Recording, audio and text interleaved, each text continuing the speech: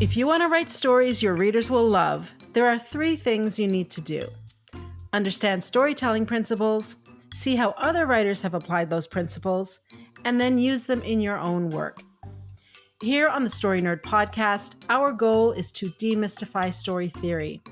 We'll help you with the first 2 steps so that you can get started with the third. My name is Valerie Francis. I'm a writer and literary editor, and I focus on stories by, for, and about women. And I'm Melanie Hill, writer, editor, and poet, and I have a passion for middle grade and young adult stories, spy stories, fairy tales, and master detective novels.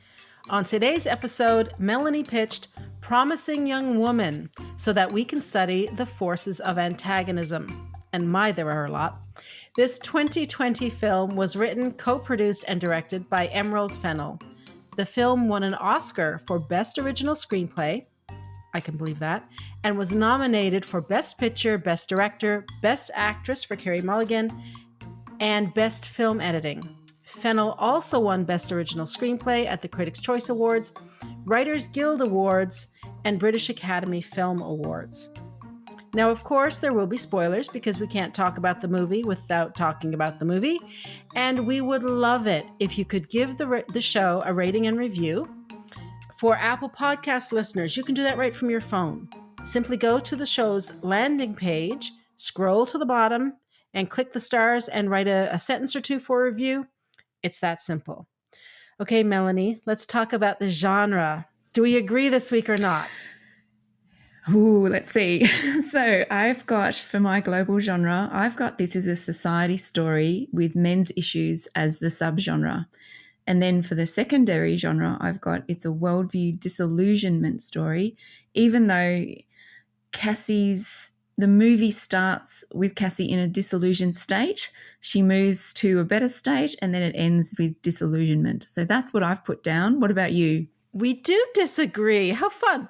So I think this is a thriller, and I'm waffling here. It could be a woman in jeopardy or a psychological thriller or some combination of the two. I didn't get around to the secondary genre because we talked a little bit before we started to record here. There is so much in this movie, and I found myself getting sidetracked by all of the other great things going on that I kind of forgot to think about what the secondary genre was. So yes, I'm thinking that this is a thriller with maybe a woman in jeopardy or a psychological subgenre or a combo. But I'll be honest, that's a gut reaction because I didn't really drill down on the global genre either. There's just so much. Listen, everybody has to watch this movie. Everyone has to watch this movie. So, I mean, normally when it comes to genre, I'm like a lawyer. I build my argument. I have a case. I don't have that this week because there's so much else. And we talk a lot about genre. I just wanted to get on and talk about the other stuff. I'm not prepared to make some sort of proclamation, but that was my gut instinct. Yes. So you guys who are listening, when you watch the movie, and you do yourself a favor and watch the movie, honestly, I want you to contact me on Twitter or Instagram at Valerie_Francis and let me know what you think the genre is. Let's have a conversation about this movie. All right, Melanie. Yeah. Oh, that's really interesting because I'm with you that you could overlay many different genres and get something out of this movie. After watching it, it's such a good movie. It's so well written and so well produced, and I can understand why it won all those awards. And again, this is like last week, so I think the forces of antagonism really influenced my view of what the global genre was this week. And I don't disagree with you. I can see that it is a thriller, and I can see absolutely that it's a society story as well. And, that is the mark of a brilliant and timeless story, is that you can get multiple things out of it. So, wow, that's really interesting. I'll take that as a bit of a compliment that you got so wrapped up in the story that you didn't even think about the secondary genre. And I wasn't very certain on it either. So I will I just put forward something, and it didn't quite work, but And maybe I don't know, maybe it doesn't need to because it works in so many other ways. But anyway, it is interesting when we disagree or come up with different answers. All right. So I mentioned the forces of antagonism. But before I get into that or delve a little bit deeper into that, I will say that I found the dialogue in this movie an exceptional example of weaponizing words, and in particular using common phrases in a way that really show the core problem. And the core problem with the phrases that we use, how we use them, just in general ways in society, especially about the topics that are covered in this movie. So if you're a scriptwriter, I would really recommend that you try and get hold of this and look at the dialogue and how the words are used to shine a light on the problems with the antagonists and their rationale. So it's a pretty good example of studying dialogue. Right, so what type of antagonist is included in this story? Well, the forces of antagonism in a society story are everywhere and represented by the whole cast, except the protagonist. And this makes sense because ultimately the problem is society and those who are invested in upholding the rules of that society. So what societal problem then is Promising Young Woman presenting? Well, buckle up. This is about men's rape culture and how society protects young men who rape women who are unable to give consent. It's about the women who protect these men and the community that believes the lies they tell. So it's also about the value of some humans over others and placing blame in the wrong places. So how do the forces of antagonism drive this story forward? Well, each of the characters in Promising Young Woman represent an aspect of the society Cassie is rebelling against. Initially, we see the good guys, or the guys who think they're good, taking advantage of a woman they believe is drunk because they think the opportunity presents itself, at the same time telling her that she's safe and that she shouldn't worry. Cassie's boss, Gail, wants Cassie to get a promotion and to get out of the coffee shop where she works. But that's not Cassie's want. And while this isn't totally aligned with the theme of the story, it does show how adamant Cassie is about rejecting societal norms. We realise how significant this is when we learn about how Cassie dropped out of medical school, and we see that she has the potential for greater things, but there is something that happened that has caused her to reject what is expected of her. Cassie's parents don't quite know what to do with her either. They give her a suitcase for her 30th birthday as probably a sign that maybe she should move out. They have anxiety about her lack of social life, about her dropping out of medical school and not being married or have a partner. Cassie, however, can't move out and she can't move on. And that's a really interesting symbology in the movie. And think about what you would think if you went up to someone and said, I'm 30 and I still live with my parents. So that gives a bit of an insight into how that relationship is used in the movie. Cassie learns also that Al Munro, the man who raped Nina, her best friend, is getting married. This is the trigger for Cassie's Eye for an Eye revenge campaign, which targets 5 people that she holds responsible for what happened to Nina. Each person represents a facet of society that enabled Al to get away with the rape. So there's Madison. So she's a woman and a classmate of Cassie who plays along, who does what's expected and doesn't challenge. She was at the party where Al raped Nina, and Madison's catch cry is, "Don't sleep around, don't get drunk, and I don't make the rules." So Madison is not the sort of person who will help a friend in need. Next, there's Dean Elizabeth Walker, who represents the educational institutions funded, I assume, by the wealthy parents of the students. The dean dismissed Nina's case because of a lack of evidence, and she says to Cassie in the movie, "We get accusations like this every week. If she was drinking, she shouldn't have been drunk. I have to give the boys the benefit of the doubt." And what would you have me do? Ruin a young man's life every time we have an accusation like this? So the dean's attitude and her actions meant that Al could remain at medical school and not have any consequences. Next, there's Jordan Green. He's Al's lawyer, who was responsible for digging up dirt on Nina to discredit her during the trial. He represents the legal system and tells Cassie how the system is structured to work against women and about the smear campaign they ran to get her to drop her case. There's Ryan. He is the bystander and the apparent nice guy. And he happened to be a witness to Cassie, to what was happening to Cassie at the party, and he did nothing about it. And he said nothing afterwards. And when Cassie shows him the video, he then doubles down to protect himself. Then finally, there's Al Munro himself. He's the one who got away with it. His life hasn't been affected by what he did, thanks to the system that is set up to protect him from the consequences of his own actions. I'm trying to stay focused on topic on this episode because there's just so many directions we could go in. But one of the things with regards to forces of antagonism, one of the things that I really appreciate about the craft here is that this is not a man-hating movie. It's not that all of the antagonists are male.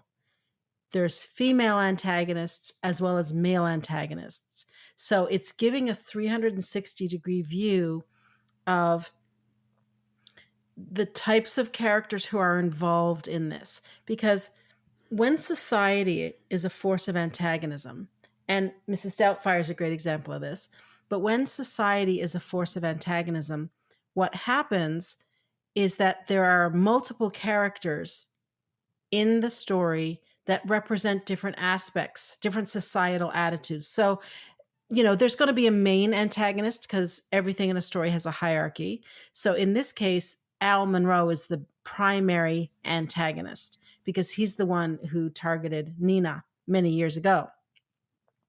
But like you said, he's not the only antagonist.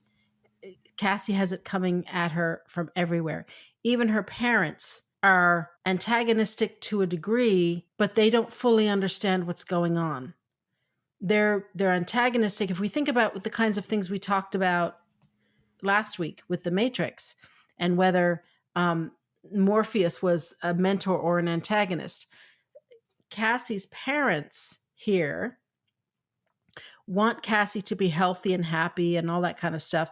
They're trying to prod her to get her life back on track, not to be villains, but to be parents with a child whose life has imploded and they're trying to get her to back up and running. So, Cassie's got antagonists coming at her from every degree, but what I really appreciated about this is that it's not pointing fingers at men and saying, you are the problem.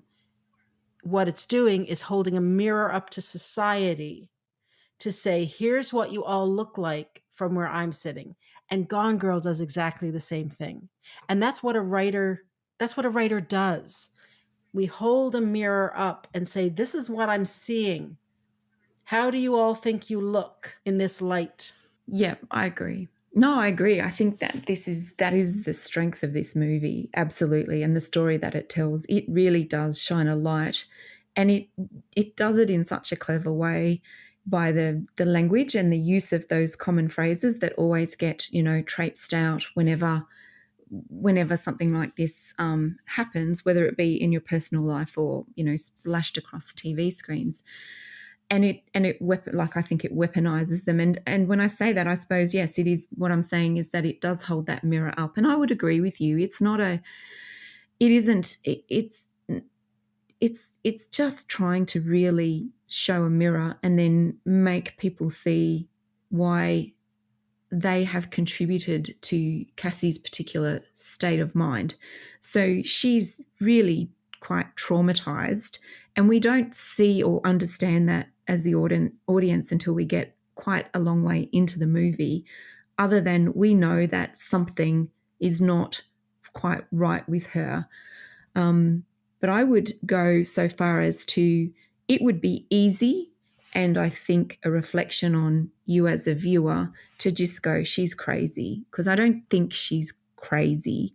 I think she suffers a trauma that she constantly has to relive, just because she sees it everywhere, and it is generally everywhere, and she goes out to clubs and she experiences that and tries to, in her own way, shine a light to individuals on their behavior. And it's confronting. It's not violent. It's not, she doesn't hurt anybody. She's just trying to shine that mirror on the individual men's behaviors and potentially deconstruct the illusion that they are nice guys and good guys, or the story that they tell themselves. And that's a really good place to start the movie, and I think set up the society as the force of antagonism for the rest of the movie. And I think I'm still on track to answer the question. And I'm with you. It's a really, I think it, The Power of the Dog, we could spend a lot of time talking about this movie and still not getting to the bottom of it. And it was really hard. Initially, I did think that, well, maybe Cassie's an antagonist and we're sort of seeing things from an antagonist's perspective. But it took, which is interesting in itself if you think about the message the movie's trying to deliver. But I don't think she is. I do think that everything around her is antagonistic, and every person that she deals with is a representation. And I think I talk about this a little bit later. I think the way I've visualized it is, she's in the center of a circle and she is surrounded by this, and she kind of can't get out. She cannot get out of anything. And so to deal with that, she's closed herself off, and she's trying the best way that she can to deliver the message and express the trauma that she feels as a result of what happened to her best friend Nina. So yes, and you could, I think you could, there is a many layered view analysis that you could do of the forces of antagonism as well, and you could really drill down into how each of those people, why they do what they do, because I think they're so easily recognizable. Each of them we've seen before, and while I wouldn't go so far as to say they're stereotypes, but I think because we have seen those people and we experience those people, all of us in some ways, it makes it very easy to present them as a force of antagonism. And combined with their dialogue that happens, that's really powerful and really well done. So did that answer the question? Yes, indeed. Okay, right. All right. So we probably digressed into this a little bit. So what impact did those forces of antagonism have on the protagonist? Well, the reason why Cassie is in her dead-end job and she carries out her vigilante work at night is revealed throughout the movie. And gradually, again, we learn why Cassie dropped out and why she behaves the way that she does. Her best friend's raped by their classmate, and the subsequent lack of procedural justice by the university and formal law enforcement institutions drove Nina to kill herself. So Cassie's story could easily be described as a revenge story, but I think it's a whole lot more than that. Her motivation, especially with the first three antagonists on her list, is more about eliciting empathy from them and seeing what they've done by playing along and subverting the truth about what happened to Nina. So did the forces of antagonism have their own logic and rationale for their actions, and what does the antagonist want? Well, the balance of power is what shapes institutions and societal systems when society is the antagonist. The logic, however, comes from history and tradition. Because the protagonist questions or challenges society's norms and traditions, the pushback is aimed at keeping the status quo, keeping people within their roles in society so that those with the power benefit from that status quo. And how is the protagonist defeated or subdued? Well, the antagonist, in my view, is not defeated or subdued in this movie. And I think there is a trick to the ending of this movie that drives home the whole point of telling this story in the first place. Right, the movie does not have a cathartic ending. Justice has not been served. This is the subversive nature of this story coming out. Cassie was murdered and her body was burned. And she realized that this was the likely outcome of her actions, and she did it anyway. And she died a terrifying death. This is not a happy ending. So if you think that arresting some of those involved in Cassie's murder and Nina's rape makes this a revenge story, then think again. This is a society that provides these young men with excuses like, she's crazy, what about his career? If she hadn't drunk so much, he's got so much potential, but he's a doctor. You've done nothing wrong. What happens on tour stays on tour. It was an accident. We were young. I don't remember. Everyone was pissed. It was crazy back then. And what about my job, my wife, and my family? And I think there's a slam dunk quote from Al. You know, a man who gets accused of rape, this is his worst nightmare. You don't see the real ending of this story as the proposition that I'm going to put forward, but you like to think that they will be proven guilty when they're caught. And the whole point of this story is that society is set up to protect these men despite their heinous actions.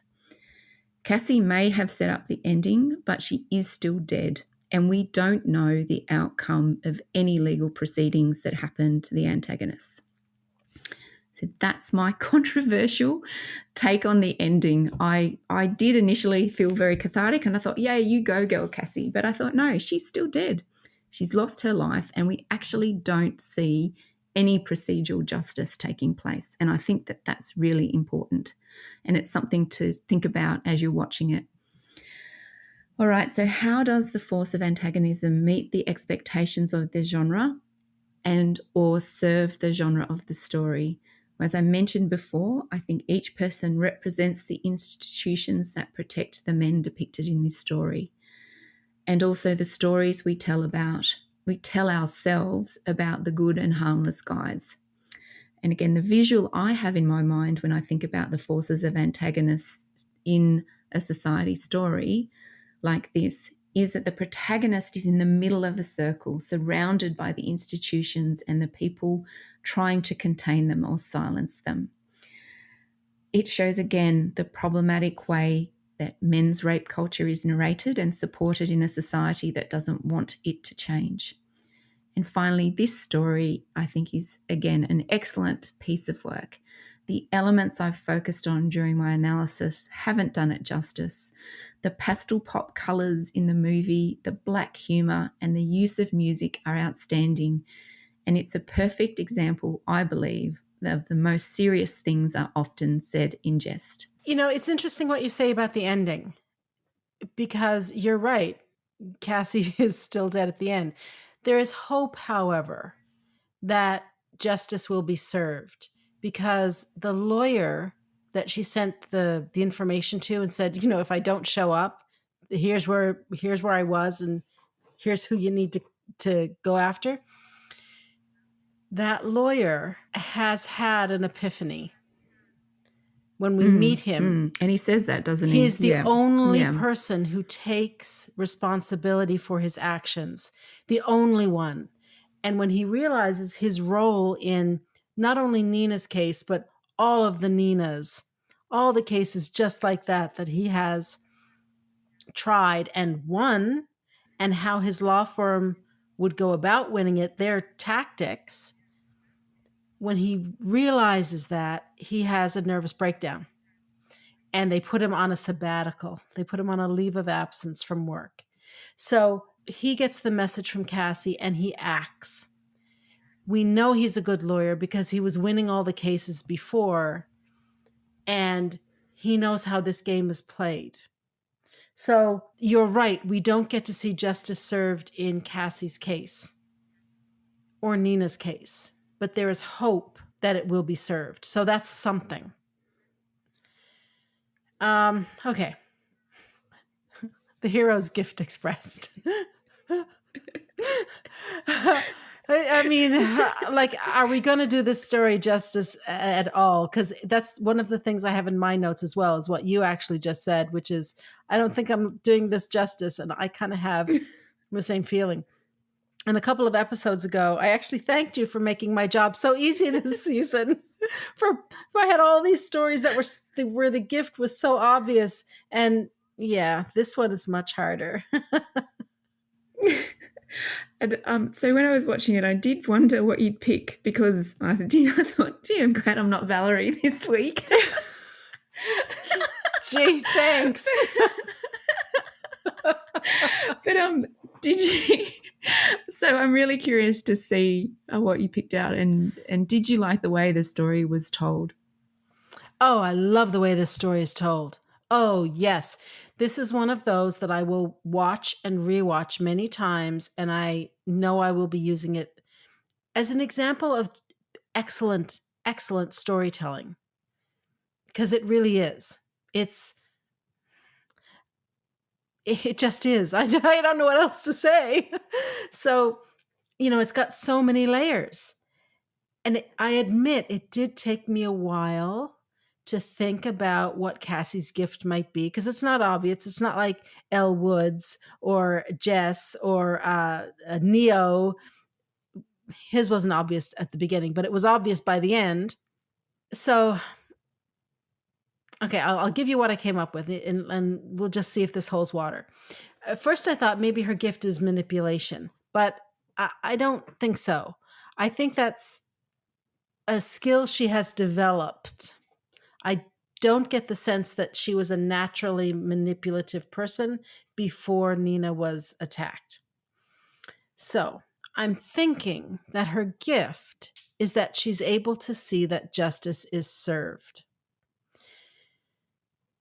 Now, this goes back, when I think about this, it goes back to our discussion about genre off the top.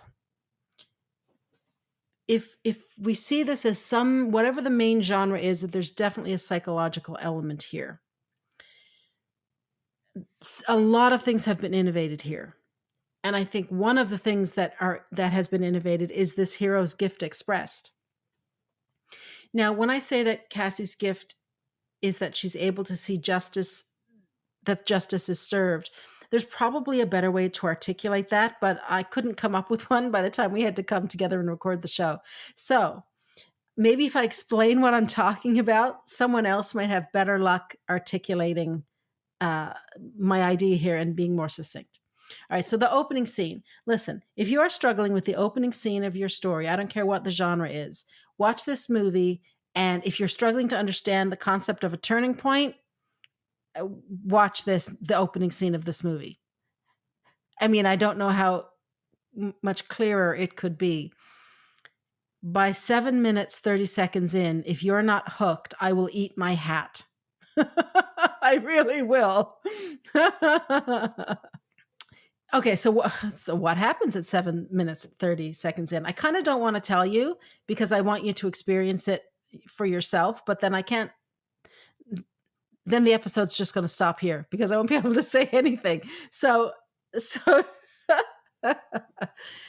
the movie starts, and I admit when I started watching it, I thought, what is Melanie getting me to watch? I don't know. Because I came at it cold. I didn't read anything about it.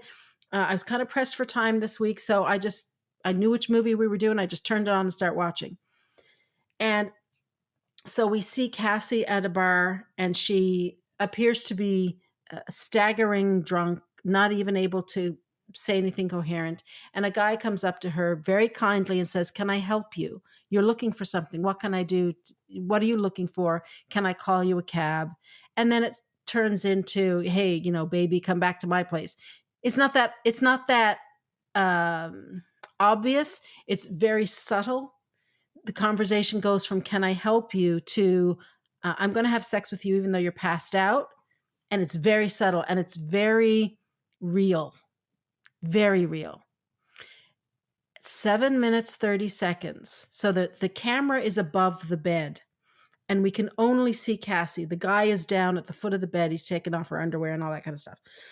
So the camera is only on Cassie and we see her, like I kind of think from the torso up, and she's fully dressed and that kind of stuff. But we are thinking that she is drunk to the point of not being able to speak or even stay awake. And all of a sudden, her eyes pop open and she sits up, and you realize she is stone cold sober. What the heck? What is going on here? It's very cool.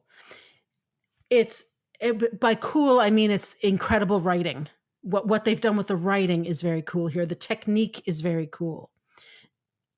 Not the actual what's happening on the screen. So it's not until 18 minutes in that we understand what's happening. So that 7 minutes 30, I think that's sort of the first glimpse of a gift, although we don't understand what it is. Like when we did The Invisible Man, where Elizabeth Moss's character, whose name I totally forget, when we see her key in the code to the house alarm, we don't recognize that that's a gift when we're watching it first. It's not until we get to the end of the movie that we recognize what's happening. And I think that's the same thing here with this movie. However, by the time we get to 18 minutes, we see the full scene because the opening scene sort of cuts. It ends on a cliffhanger, right? It cuts at that eye opening up and we're like, what is happening? Anyone who's been listening to me for a while knows that I sort of gripe about cliffhangers all of the time because they're overused. This is an example of a cliffhanger that is used to great effect. Very effective. So the scene at 18 minutes in, by then we know that she's got a tally book and that whatever it is she was doing in that opening scene, she's done a lot. And we see it here play out. And we see that what she's doing is teaching these guys a lesson. She doesn't physically attack them. She's not trying to stab them or kill them or anything like that. But right at the point where they think they're going to score, she lets them know that she is sober. And the guy tries to say, oh, but baby, we have a connection. And she's like, oh, okay, we have a connection. What do I do for a living? Asking these very basic questions. And then she says, what's my name? And he doesn't know any of that. Right. And he is like stoned out of his mind, but he is still more coherent than he thought she was. I mean, there's so much going on. Oh my gosh, there's so much going on in this movie.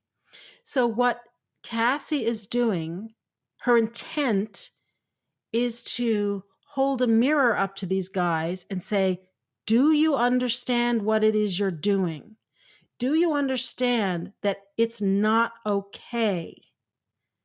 And her goal, I think, is to simply get them to stop doing it. But it's not just men she's targeting. And we talked about this already, because it's not just the men who are culpable, right? That's the really heartbreaking part about this.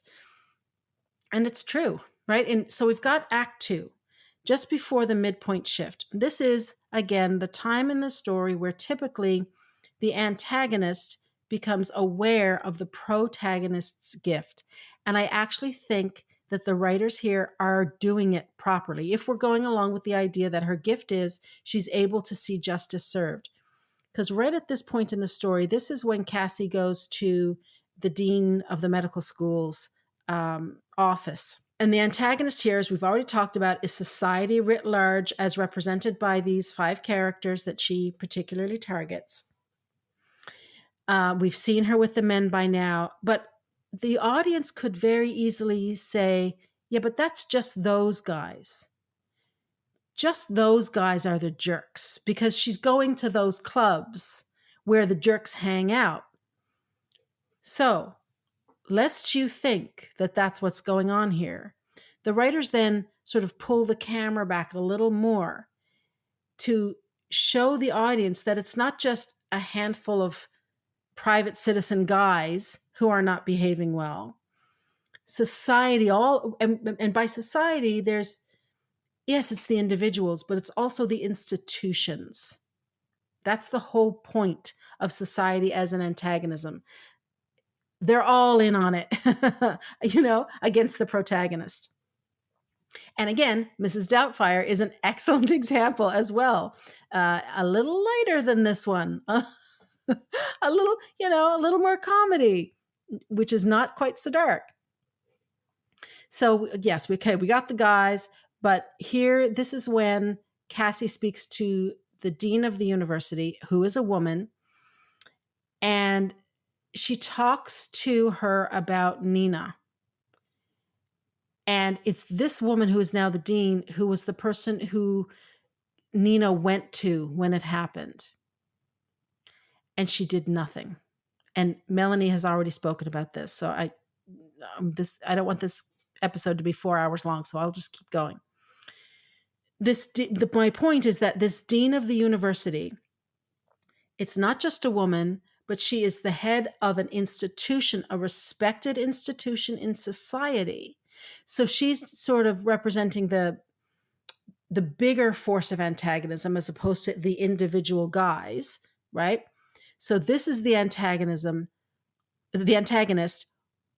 realizing what this protagonist is capable of, because Cassie has picked up the dean's daughter and brought her to a restaurant where she thinks she's waiting for her favorite band to show up. So Cassie hasn't actually done anything to hurt this girl, and there's absolutely no implication that she ever intended to do anything bad or harmful.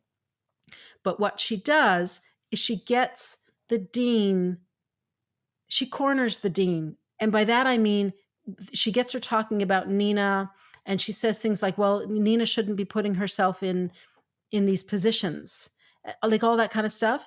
And then Cassie says, oh yeah, well, your daughter is now in the same position. I put her in that same position. It's so brilliant. The writing in that scene is next level stuff. The writing in everywhere in this movie is next level stuff. I'm telling you, I don't care what genre of story you're writing.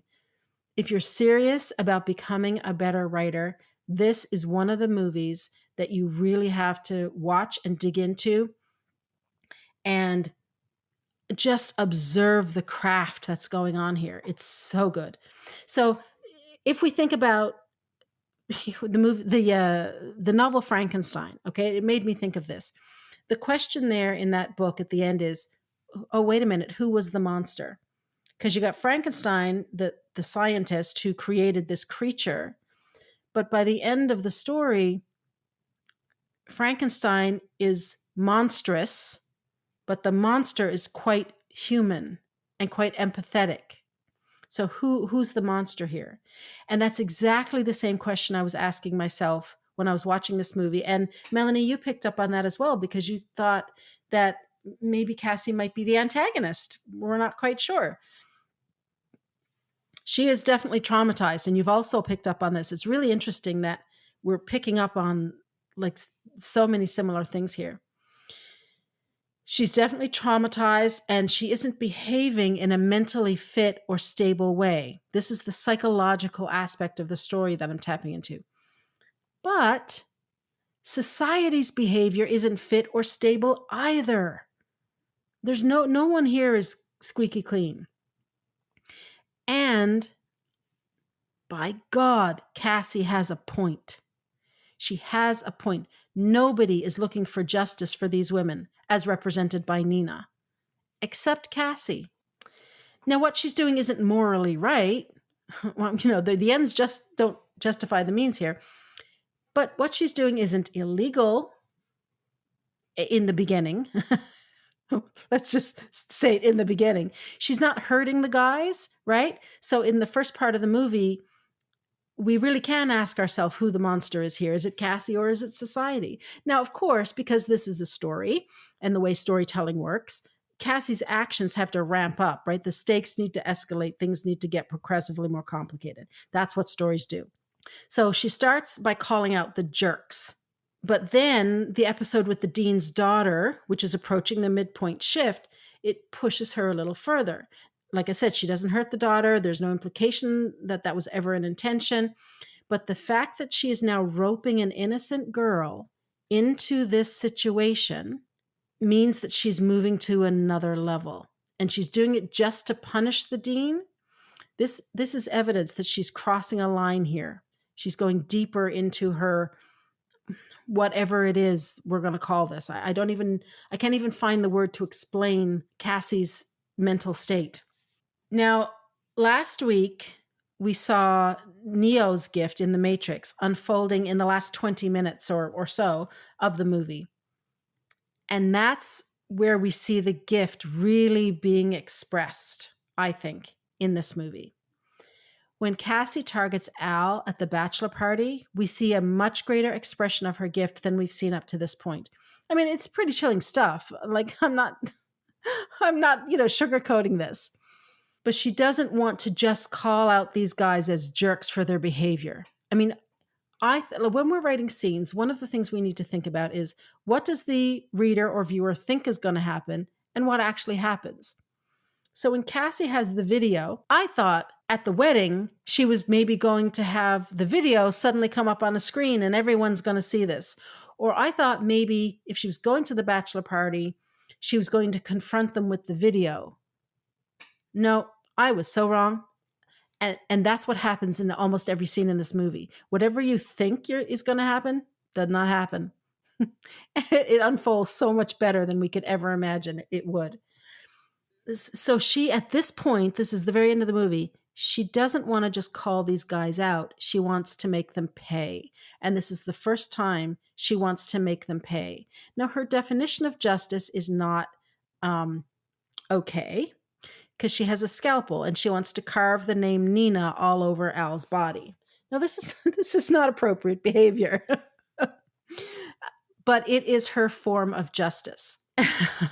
It's weird, I know, but I think that it's definitely a gift, but I think it's not the way we're used to seeing a gift because of the psychological element in the story. I think that's why it's looking different than it does anywhere else. So we're ramping up and we're seeing her gift being more and more expressed, but just like Neo in the Matrix, the gift isn't fully expressed until that very last minute, right? When all of a sudden Neo can see the coding everywhere and he can go into Smith's body and all that kind of stuff. We see the same thing here in that Cassie's gift, her ability to see that justice is served, isn't fully revealed or expressed until the wedding scene at the end, when she is able to point the finger at Al and the other guys who were responsible for this, and Al gets arrested. And she's doing it post-mortem. She's already dead, and she's doing it from beyond the grave. That's how powerful her ability is to see justice being served. So, you know what? I might be on thin ground here. I'm perfectly willing to admit that, because there's just, I wanted another month to study this story, but I didn't have it. So I had to sort of present what I could come up with. But what I would really love to do now, as a result of having studied this story, is to go back and look at the other psychological stories that I have looked at. Not just thrillers, but any story with a psychological element. Like Black Swan is an example I talk about all the time. It's a performance story with what they call thriller elements, right? That's what the marketers will call it, a thriller element. But from a writer's point of view, it's still a performance story. So what I would love to do is go back and look at those stories specifically to see how the gift is expressed and if there are similarities to what's going on here in Promising Young Woman, or if it's something different altogether. So I have more questions than answers this week, Melanie. Well, as you were talking, I was thinking, what the movie does is Cassie does not end up becoming the psycho, right? In that she will do things that are because of her trauma, that she will go outside of what, the realms of what's considered, normal behavior. But she's actually, when I think about all those choices and the choices they made in the movie, so she could have been just easily portrayed as the psycho, and then that would have absolutely been a cop out and anti-thematic to the point of the movie.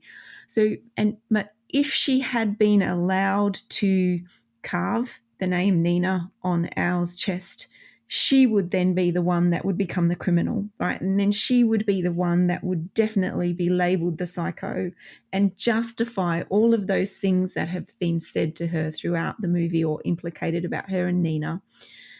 But what it does is it pushes the antagonist in Al to the point to show you just how far people will go to avoid responsibility or avoid being called out or have their beautiful careers and their lives and their, marrying their soulmate in a hippie service.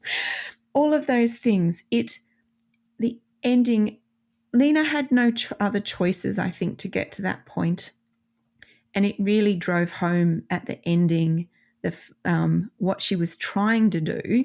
And I think you're right, is like her ability to deliver justice. But she was saved from a particular outcome by the power of the force of antagonism, overpowering her, which drove home the point. And like I said, I think she knew that was a likely outcome, and her ability in serving justice was to use her own death to help facilitate finally bringing these people or putting them in a position where they're more likely to be held accountable for their actions and it's including murder. So, and just thinking about all of that's the complexity of the movie, but also you're right, her gift expressed and the way that the writer has treated her as a protagonist and not just let her become the psycho. And I'm like you, I could probably give this a whole lot more time and effort, and we only had a week. But yes, I think it would be interesting to study and see if similar things happen in those other psychological type of stories. And I think you've watched more of those than I probably have in terms of the closeness of how you've watched them. So, I'd be interested do you think that that's something they either realize this the psychosis or the trauma goes to a negative ending or plays towards a, I suppose, positive ending in this case? I don't even know if this is a positive or negative ending. I like, yes, I'm not sure about that. I really do. I don't know the answer to your question. That's the short answer. I really would need to sit down and really think about it, really study it and really think about it, because there's just so much going on here that my concern at the moment is that if I gave you an answer, it would be superficial and flippant, and this story deserves much more than that. I mean, look, we're at time now for the podcast, and we didn't even talk about Ryan, right? He's one of the nastiest ones here. He's just, and the he's veneer just of niceness. I know he is. His true colors are just not very pretty at all, are they? Okay, all right. We got to wrap it up. Okay, right, the action step. So today's action step. So by studying the forces of antagonism this season, I am starting to understand how the antagonist opposes the protagonist. In action stories, the focus is on physical obstacles and physical attacks. In society stories, it's the institutions represented by characters who want the protagonist to comply with the rules and expectations that are already in place. So it's done by diverting the truth, undermining the protagonist by questioning their sanity or credibility and competence. So my action step this week is to identify the positive and negative forces of actions in your work in progress. Are they challenging your protagonist the right way? Are they keeping her on her toes? Are they driving her to her all is lost moment? And do your forces of antagonism fit with the type of story that you're telling? Whew, okay, that wraps it up for this week. Join us again next week when we discuss Death on the Nile, which will actually be lighter A good Agatha Christie mystery. That's what we need. Balm for the soul. To support the show, please leave us a rating and review. We would love that. And tell your writer friends about us. For even more information about putting story theory into practice, subscribe to my Inner Circle by visiting valeriefrancis.ca/inner circle and follow me on Twitter and Instagram at Valerie_Francis. And if you'd like to find out more about Melanie, visit melaniehill.com.au or visit her on Facebook at Melanie Hill Author. And remember, story theory does not have to be difficult. It really doesn't. It's a tool to help you write more, not less. So take it one step at a time and have fun.